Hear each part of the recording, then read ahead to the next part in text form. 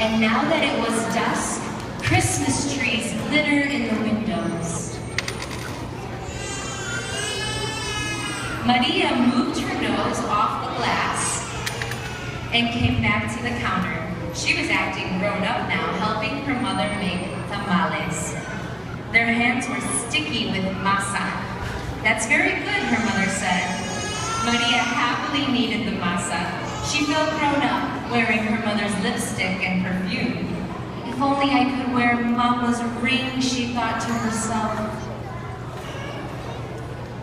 Maria's mother had placed her diamond ring on the kitchen counter.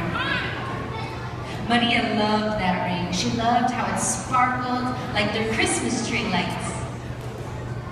When her mother left the kitchen to answer the phone, Maria couldn't help herself. She wiped her hands on her apron and looked back at the door. Dun, dun, dun. "I'll wear the ring just for a minute," she thought to herself. The ring sparkled on her thumb. Mama returned to kneading the masa, her hands pumping up and down in the dough. On her thumb, the ring disappeared and reappeared in the sticky masa. Her mother returned and took the bowl from her. "Go get your father for this next part," she said. Then the three of them began to spread masa onto corn husks. Maria's father helped by plopping a spoonful of meat in the center and folding the husk. He then placed them in a large pot on the stove. They made 24 tamales. Go! 1, 2, 3, 4, 5, 6, 7, 8, 9, 10, 11,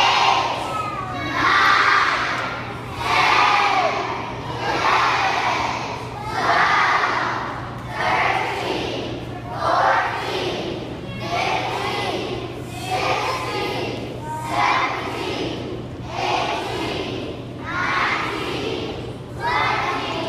20, 21, 22, 23, 24, as the windows grew white with delicious smelling pearls of steam. A few hours later, the family came over with armfuls of bright presents, her grandparents, her uncle and aunt, and her cousins Dolores, Teresa, and Dani. Maria kissed everyone hello. Mwah, mwah, mwah. Then she grabbed Dolores by the arm and took her upstairs to play with the other cousins tagging along. They cut out pictures from the newspaper, pictures of toys they were hoping were under the Christmas tree. As Maria was snipping out a picture of a pearl necklace, a shock spread through her body. "The ring!" she screamed. Everyone stared at her. "What ring?" Dolores asked. Without answering, Maria ran to the kitchen. The steaming tamales lay piled on a platter. "The ring is inside one of the tamales," she thought to herself. "It must have come off when I was kneading the masa." Dolores, Teresa, and Dani skidded into the kitchen behind her. "Help me," Maria cried. They looked at each other. Dani piped up first. "What do you want us to do?"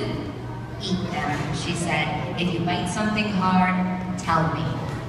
The four of them started eating. They ripped off the husks and bit into them. The first one was good, the second one was pretty good, but by the third tamal, they were tired of the taste. "Keep eating," Maria scolded. Corn husks littered the floor, and their tummies hurt until only one tamal remained. "That must be it," she said. "The ring must be in that one." "We'll each take a bite. You first, Dani." Dani was the youngest, so he didn't argue. He took a bite. Nothing. Dolores took a bite. Nothing. Teresa took a bite. Still nothing. It was Maria's turn. She took a deep breath and slowly, gently bit into the last mouthful of tamal. Nothing. "Didn't any of you bite something hard?" Maria asked. Dani frowned. "I think I swallowed something hard," he said. "Swallowed it," Maria cried, her eyes big with worry. She looked inside Dani's mouth.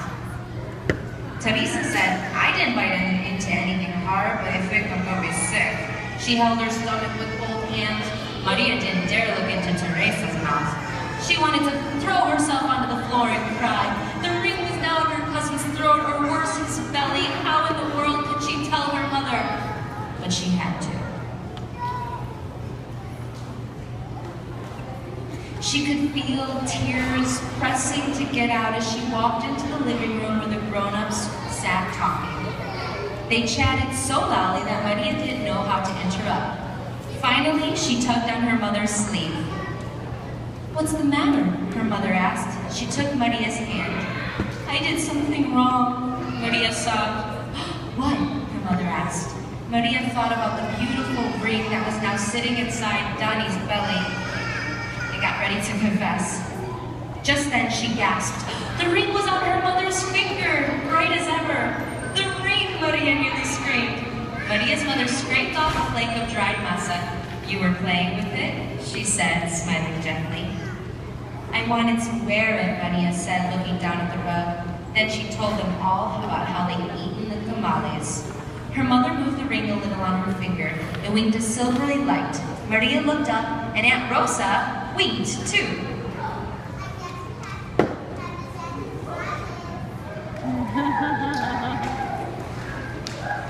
Maria held her full stomach as everyone filed into the kitchen, joking and laughing.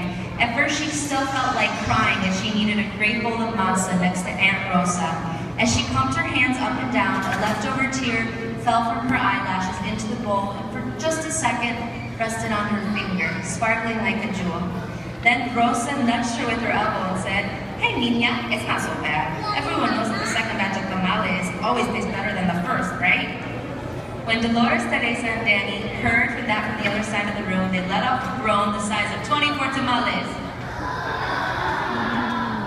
Then Maria couldn't help herself. She started to laugh, and pretty soon, everybody was laughing too.